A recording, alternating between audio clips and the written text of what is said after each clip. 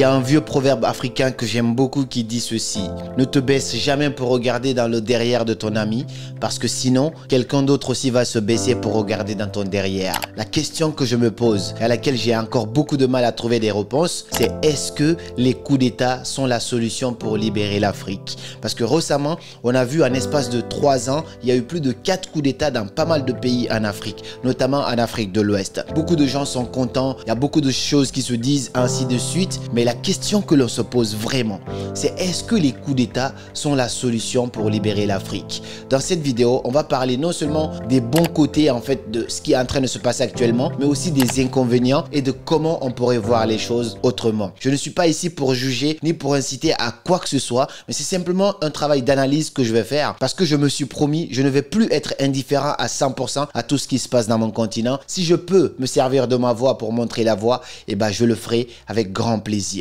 Regardons un petit peu ce qui se passe. En 2021, il y a eu un coup d'État en Guinée. Donc Alpha Condé est parti, il y a eu l'armée au pouvoir. 2 ans plus tard, est-ce que les choses ont réellement changé? Ça, c'est une question que l'on va se poser plus tard. Mais c'est pas tout. Ensuite, au Mali, il y a un coup d'État. Donc c'est l'armée qui dirige également le pays. Au Burkina Faso, un coup d'État, c'est l'armée qui dirige. Ensuite, maintenant, au Niger, un coup d'État, c'est l'armée qui va également diriger. C'est un sujet qui est assez sensible, mais c'est très important de commencer à voir les choses autrement. Les avantages de ce qui est en train de se passer actuellement. Oui, quand il y a un coup d'État et que les marionnettes qui étaient là, qui étaient dirigées par d'autres personnes, ne sont plus au pouvoir, ça c'est avantageux pour le peuple ou simplement pour l'Afrique. Donc enlever les gens au pouvoir qui sont eux-mêmes dirigés par d'autres personnes au-dessus, je suis totalement d'accord avec ça. On veut des dirigeants pour l'Afrique qui vont diriger l'Afrique, pas qui vont se faire diriger. Mais est-ce qu'il faut passer par les coups d'État? Est-ce qu'il faut passer par la violence? Je ne suis pas forcément d'accord. L'autre avantage que je vais dire, c'est que de tous les coups d'État qu'on voit récemment,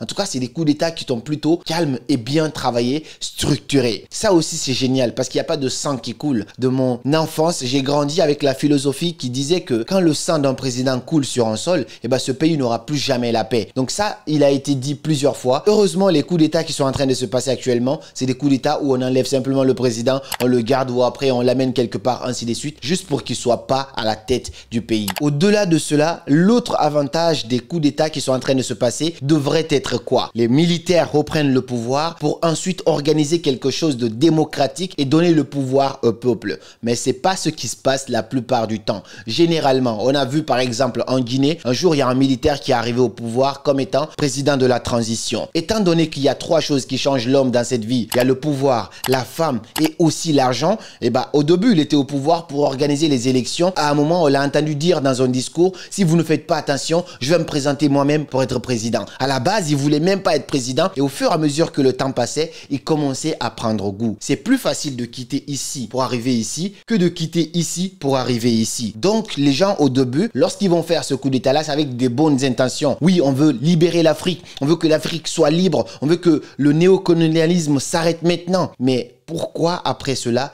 ils n'organisent pas quelque chose pour céder le pouvoir? C'est la question que l'on va se poser parce que généralement, aujourd'hui, on les acclame, on les voit comme des héros parce qu'ils arrivent à nous libérer du néocolonialisme. Mais après, qu'est-ce qui se passe? Généralement, ils restent au pouvoir encore, ils partent pas et l'Occident parvient encore à négocier avec eux.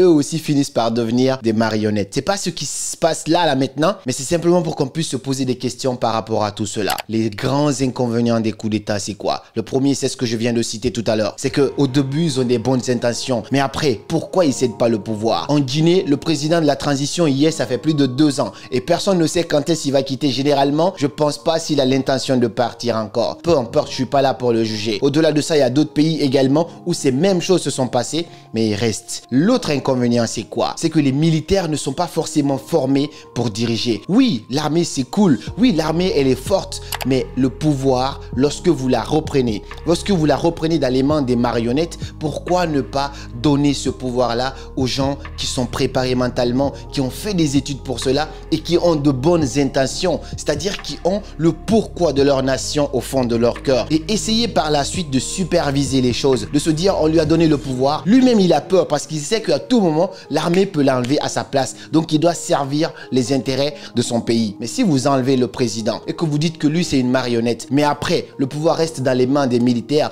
qui n'ont pas forcément les connaissances nécessaires pour diriger un pays, les capacités de négociation nécessaires pour tirer des meilleurs partenariats pour le pays continue encore à s'enfoncer. C'est exactement le cas, par exemple, du Niger. On sait que le Niger est compté parmi l'un des pays les plus pauvres du monde entier. Je dis même pas du continent, mais du monde entier. En termes de ressources économiques, la population, elle est très pauvre. C'est justement pour ça qu'elle en a vraiment marre. Mais si au final, des gens ont fait de grandes études, et peut-être parmi ces gens-là, parce que je suis pas en train de défendre les politiciens qui appellent à la démocratie alors que eux-mêmes, dès qu'ils sont au pouvoir, ils sont finalement manipulés. Mais s'il y a des gens bien intentionnés qui veulent faire quelque chose de bien pour le pays, pourquoi ne pas céder le pouvoir et que l'armée reste toujours comme étant le superviseur? Mais si vous n'avez pas la capacité de développer un pays et que vous voulez mettre en fait les militaires partout, par-ci, par-là pour gérer Premier ministre, ainsi de suite, ils n'ont pas fait les études pour ça. Est-ce que le continent va s'en sortir? Est-ce que le pays en question va s'en sortir? Voici l'une des questions que moi je me pose particulièrement. La troisième grande conséquence, c'est que lorsque vous faites un coup d'État,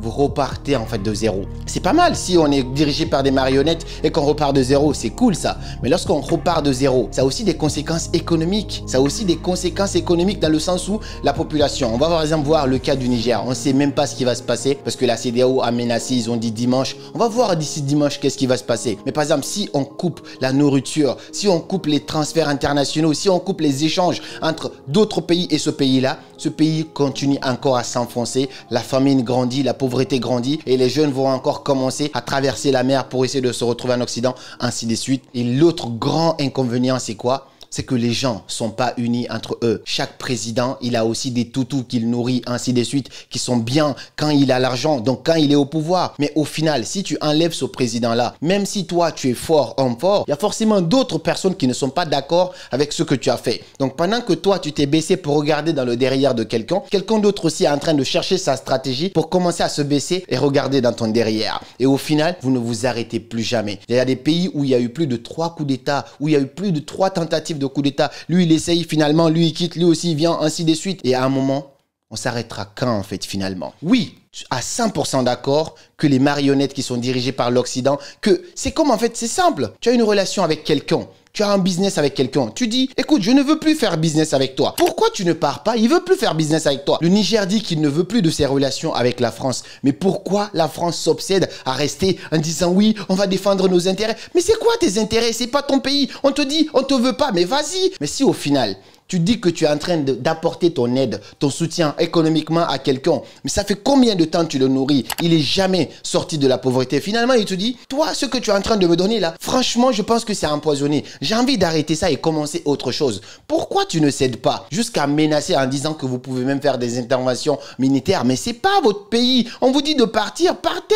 Vous n'avez pas besoin en fait de vous faire insulter, pas besoin de vous faire casser les ambassades, pas besoin de vous faire brûler vos drapeaux. On vous dit partez, alors partez. Je sais que c'est pas aussi simple que ça parce qu'il y a les intérêts comme par exemple le Niger qui est beaucoup doté d'uranium par exemple et il y a un conflit qui est en train de se passer qui est beaucoup plus fort que le Niger en soi. La France et la Russie sont pas d'accord. Donc la France est rejetée par le Niger. La Russie est en train d'être accueillie par le Niger. Donc la Russie se dit quoi? Oui, bah ils ont refusé mon ennemi. Et ben moi, c'est l'occasion pour moi de commencer à exploiter ces opportunités-là. C'est pourquoi je dis et je le redis, c'est bien de se séparer de celui avec qui tu as fait du business pendant des années. Mais est-ce que celui que tu accueilles là, est-ce que celui qui vient là, est-ce que c'est le meilleur? On ne sait pas. Donc toujours rester sur ses gardes parce qu'il n'y a rien sans rien dans ce game politique. Les gens qui viennent avec vous viennent uniquement parce qu'ils ont vu leur intérêt. Tout le monde sait que l'Afrique, c'est l'avenir, riche en ressources naturelles, ainsi de suite. Donc, la Russie a tout à gagner en vous donnant des céréales, en disant, oui, je vais vous donner des céréales gratuitement. Là, tout à gagner parce que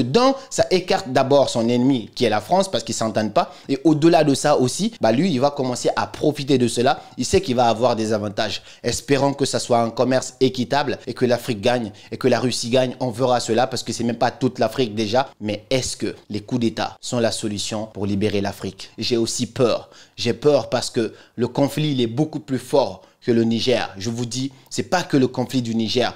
Les militaires ont pris le pouvoir, mais au-delà de ça, la France veut pas céder parce qu'elle se dit, il y a le gâteau ici, on veut pas me donner le gâteau, mais on veut donner à mon ennemi. On veut pas me donner le gâteau, on veut donner à mon adversaire. Et si la France fait des interventions militaires au Niger, et et que la Russie, elle aussi, veut aussi intervenir, ça va aller au péril de qui? De la population nigériane. On espère que cela n'arrivera pas. Et donne-moi ton avis dans les commentaires. Qu'est-ce que tu penses de tout ça? J'aime pas prendre position en ce qui concerne la politique, mais je commence à me dire qu'on ne peut pas laisser certaines choses sans forcément avertir et utiliser le peu de voix qu'on a, le peu de notoriété qu'on a pour essayer d'avertir les gens de la meilleure des façons. J'espère que le message il est passé. Hâte de te lire dans les commentaires et on se dit à très bientôt pour de nouvelles vidéos. Et comme toujours, c'était Karamo et que Dieu protège le Niger.